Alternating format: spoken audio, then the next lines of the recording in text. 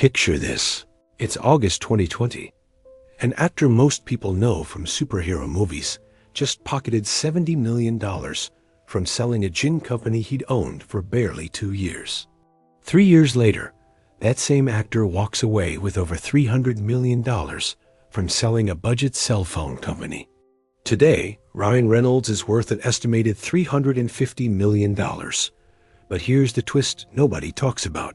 He didn't build this fortune through acting. He built it by mastering one deceptively simple marketing principle that transformed unknown brands into billion-dollar acquisition targets. And here's what makes this story fascinating. Reynolds isn't a billionaire, despite what viral social media posts claim. But that's not the interesting part. The interesting part is how a Hollywood actor with zero business education figured out a marketing formula so effective that it turned him into one of the most successful entrepreneur entertainers of our generation. The strategy he used? It's not complicated. It's not expensive. And yes, you actually can steal it. But first, we need to understand how he discovered it. If you find this story interesting so far, I'd appreciate it if you'd hit that like button and subscribe to the Sleeping Economist channel. We dig deep into the financial stories behind the headlines, uncovering the economic events that shaped our world while most people weren't paying attention. Chapter 1. The Hollywood Actor Who Hated Traditional Advertising. Ryan Rodney Reynolds was born in Vancouver, Canada, in 1976. By 2018, he'd built a solid acting career worth an estimated $71.5 million, according to Forbes' Celebrity 100 list. He'd starred in romantic comedies, action films, and most notably, he'd brought the Marvel character Deadpool to life in a film that grossed $782 million worldwide. But Reynolds had a problem. He was watching his Hollywood colleagues launch business ventures that felt fake. Celebrities would slap their names on products they didn't use, create commercials that screamed advertisement, and expect consumers to care. Reynolds found this approach deeply dishonest. He'd grown up in a working-class household where his father was a food wholesaler. He understood that real people could smell inauthenticity from a mile away. More importantly, Reynolds had spent years fighting for creative control over Deadpool, a project that studios initially rejected because it broke every superhero movie rule. When Deadpool succeeded by being honest, vulgar, and self-aware, Reynolds realized something crucial. Audiences reward authenticity. Then, in February 2018, Reynolds made his first major business move. He acquired what industry analysts estimate was a 20 to 40% stake in Aviation American Gin, a craft spirit brand founded in Portland, Oregon in 2006. Aviation Gin was well made, but virtually unknown. It had quality, but no personality. Annual sales were modest. The brand was barely registering in an American gin market, dominated by giants like Tanqueray and Bombay Sapphire. Most celebrity alcohol endorsements follow a predictable pattern. Film a glamorous commercial, attend a few events, collect a paycheck. Reynolds did the opposite. He didn't just become Aviation Gin's owner, he became its chief creative officer. And this is where the strategy began taking shape. Reynolds started creating Aviation Gin advertisements that didn't feel like advertisements at all. When actor and entrepreneur Andrew Garfield won a Golden Globe and thanked everyone in the room, Reynolds immediately tweeted a photo of himself photoshopped into the event, holding Aviation Gin with the caption, "Thank you, Andrew." The internet exploded. The post went viral. But here's what's brilliant. Nobody felt manipulated. It was funny. It was timely. It was the kind of content people share because they want to, not because they're being sold something. He created YouTube ads that mocked other YouTube ads. He responded to current events in real time with Aviation Gin content that felt like entertainment, not marketing. Reynolds was pioneering what marketing experts now call anti-advertising promotional content, so entertaining and self-aware that consumers willingly engage with it. Traditional advertising interrupts what you're doing. Reynolds' approach became what you were doing. By 2020, just 2 years after Reynolds joined, Aviation Gin sales had exploded. The brand had gone from regional obscurity to national recognition. And that's when Diageo, one of the world's largest alcohol companies, came calling. Chapter 2. Turning Authenticity into Currency. On August 17, 2020, Diageo announced it was acquiring Aviation American Gin as part of a deal worth up to $610 million.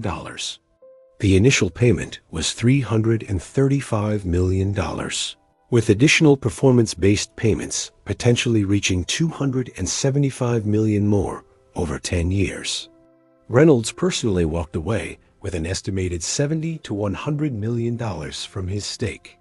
But Reynolds didn't celebrate for long because he was already deep into his next venture. In November 2019, 9 months before selling, Aviation Gin Reynolds had acquired approximately a 25% ownership stake in Mint Mobile, a budget wireless provider founded in 2016. Mint Mobile operated as an MVNOA, mobile virtual network operator, meaning it didn't own cell towers, but instead leased network access from major carriers like T-Mobile, then sold plans directly to consumers at dramatically lower prices. Mint Mobile had a great value proposition: same coverage, lower prices, no contracts. But like Aviation Gin before it, Mint Mobile was virtually invisible in a market dominated by AT&T, Verizon, and T-Mobile. These giants spent billions on advertising annually. How could a budget carrier compete? Reynolds had an answer: the same strategy that just made him $70 million richer. He started appearing in Mint Mobile commercials that broke every telecommunications advertising rule. Instead of showing happy families in sun-drenched kitchens, Reynolds filmed himself sitting in his living room, looking directly at the camera, admitting that yes, he owns the company. Yes, he's obviously biased, but also the service genuinely costs less and works the same. This radical honesty was revolutionary. Telecom companies had spent decades confusing consumers with complicated contracts and hidden fees. Reynolds responded with simplicity and self-deprecating humor. When Mint Mobile ran Super Bowl, commercials one of advertising's most expensive slots, Reynolds created ads making fun of how much Super Bowl ads cost. He'd say things like, "We spent our entire annual marketing budget on this 5-second ad to tell you, Mint Mobile is still just $15 a month." The commercials themselves became news stories.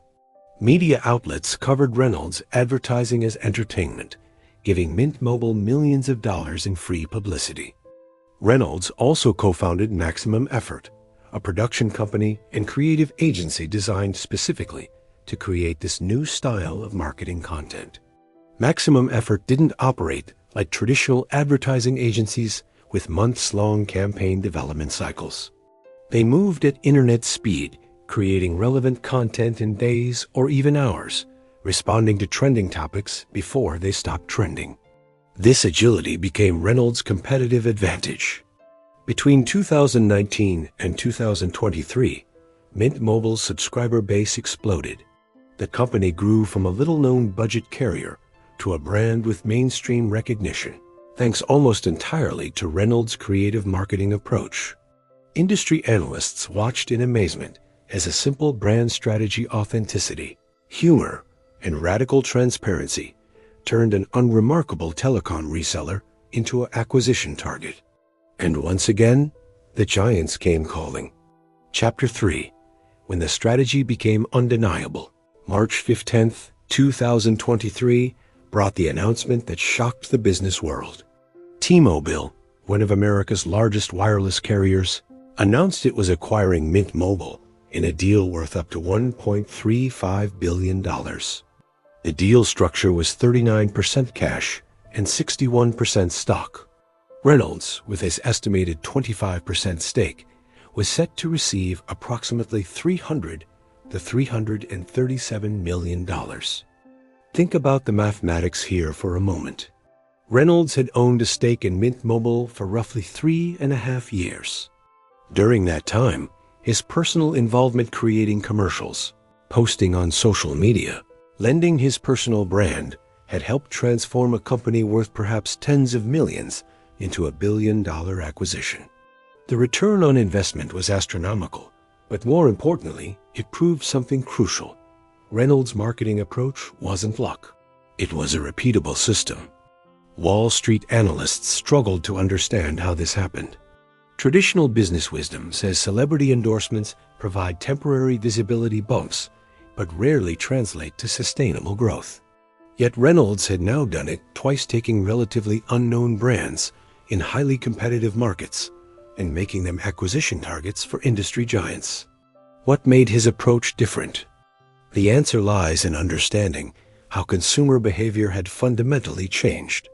Traditional advertising operates on interruption commercials. Interrupt your TV show, banner ads interrupt your web browsing, pop-ups interrupt your reading. For decades, this worked because companies controlled media channels. You wanted to watch your favorite show? You had to sit through the commercials. But streaming services, ad blockers, and social media had shattered this model. Modern consumers could avoid traditional advertising entirely. Reynolds understood this shift intuitively. He wasn't trying to interrupt people's entertainment. He was trying to become their entertainment. His ads weren't something you endured to get to the content you wanted. His ads were the content you wanted. This fundamental mindset shift changed everything. When Reynolds posted an Aviation Gin commercial that made people laugh, they shared it with friends. When he created a Mint Mobile ad that cleverly commented on current events, media outlets wrote articles about it. He'd turned marketing into a form of entertainment that generated its own distribution. This approach also solved another modern business problem: trust. Consumer trust in traditional advertising had collapsed. Studies showed that millennials and Gen Z consumers actively distrusted celebrity endorsements and corporate messaging.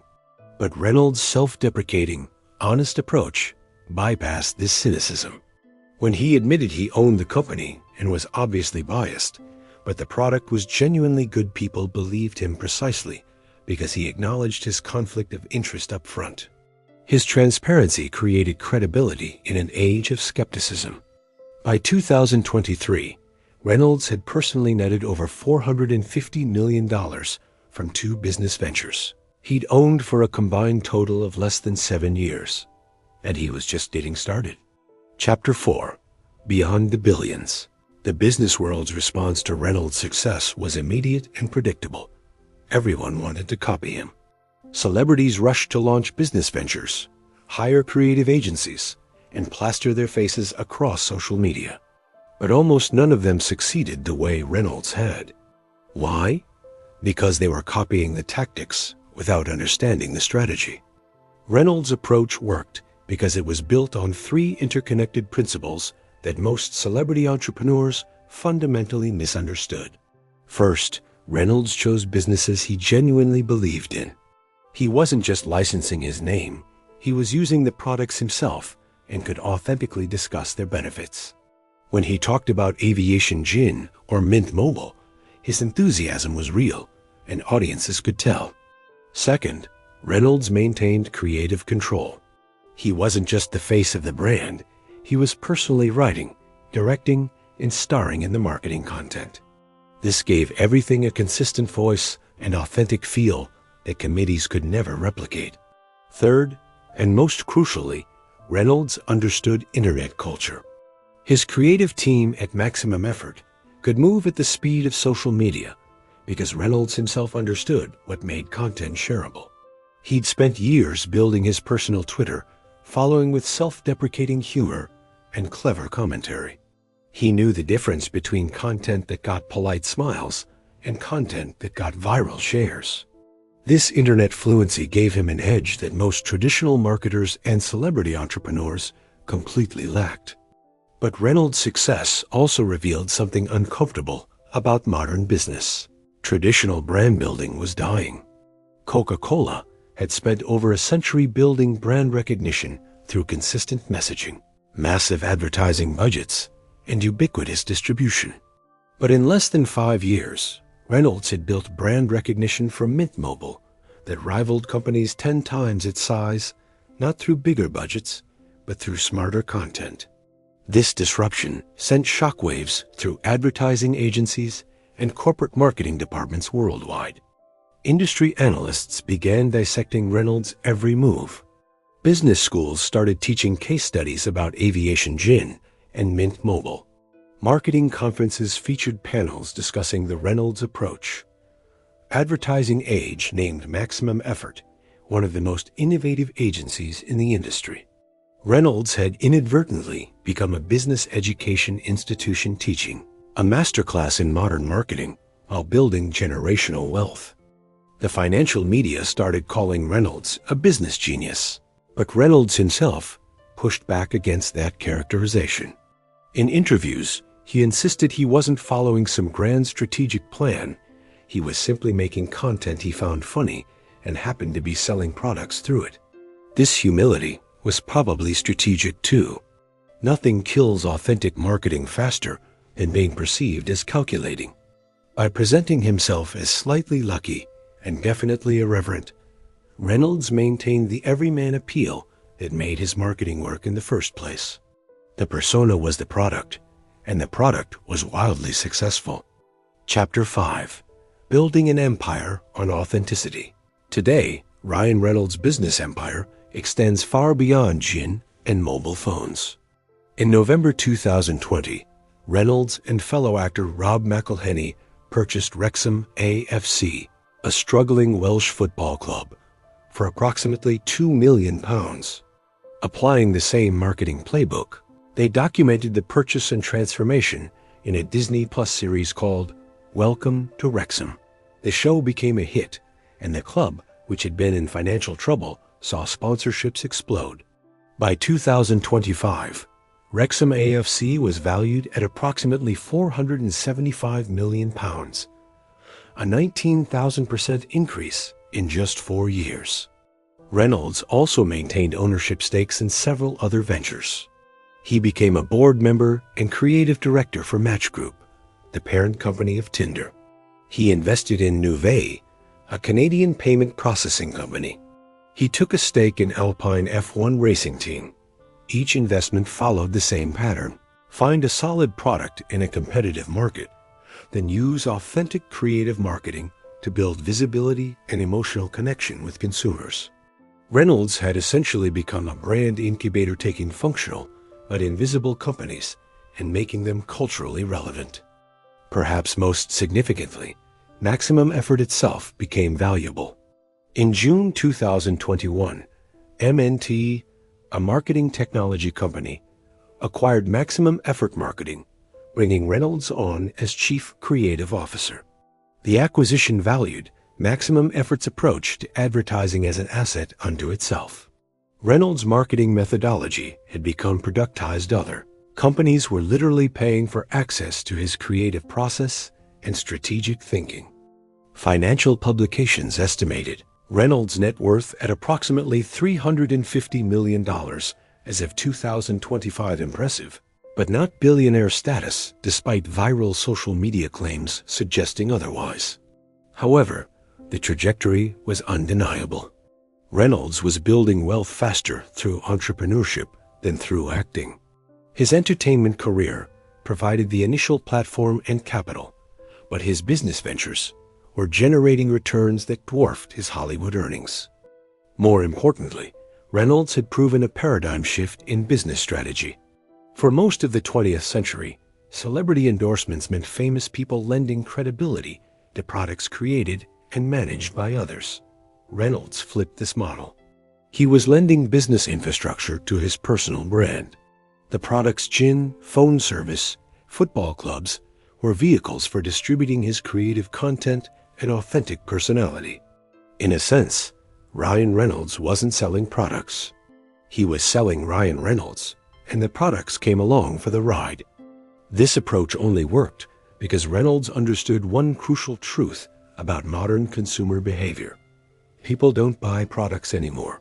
They buy identities and affiliations. When someone chooses Mint Mobile over Verizon, They're not just choosing a cheaper phone plan, they're choosing to align themselves with Reynolds' anti-corporate, common sense, humor-forward brand identity. They're saying something about who they are. Reynolds had turned commodity products into identity statements, and that transformation was worth hundreds of millions of dollars. The business world was still figuring out whether Reynolds' approach could be taught, scaled, or replicated. But one thing was certain. He'd rewritten the rules of celebrity entrepreneurship, and the old playbook was obsolete. Chapter 6. The strategy anyone can actually steal. So what can we actually learn from Ryan Reynolds' 3-100- and -50- million dollar journey?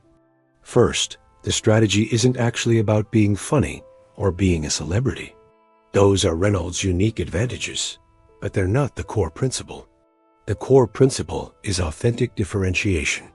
Reynolds succeeded because he approached crowded markets, gin, wireless service, football clubs, with genuinely different marketing that reflected his actual personality. You don't need to be funny. You need to be genuinely yourself in a business environment where most people are performing corporate theater. Second, Reynolds demonstrated the power of owned content versus rented attention. Traditional advertising rents attention. You pay money to interrupt people temporarily. Reynolds created content people actively chose to consume and share. For individual entrepreneurs or small businesses, this distinction matters enormously. Third, Reynolds proved that speed beats perfection in modern marketing. His maximum effort agency operates on rapid response, creating relevant content while topics are still trending rather than developing perfect campaigns over months. This advantage isn't about budget, it's about structure. Small businesses and individual entrepreneurs can move faster than corporate competitors. Fourth, Reynolds demonstrated radical transparency as competitive advantage. In industries built on confusion, alcohol marketing with its manufactured sophistication, telecom with its deliberately complicated pricing, Reynolds won by being the first to say, "This is actually simple." Whatever industry you're in, there are probably conventions everyone follows simply because that's how it's always been done. Reynolds got rich by ignoring those conventions.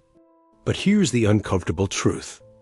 Reynolds' strategy isn't easy to steal because the strategy itself is simple. It's hard to steal because it requires qualities that can't be faked. Reynolds spent years building his personal brand on social media before monetizing it. He genuinely used and believed in his products. He maintained creative control even when that was harder and more expensive. He was willing to look foolish if the joke worked. If stories like this, where we uncover the economic events that shaped our world while most people weren't paying attention, fascinate you, please like this video and subscribe to the channel, because we're just getting started with these financial educational mysteries.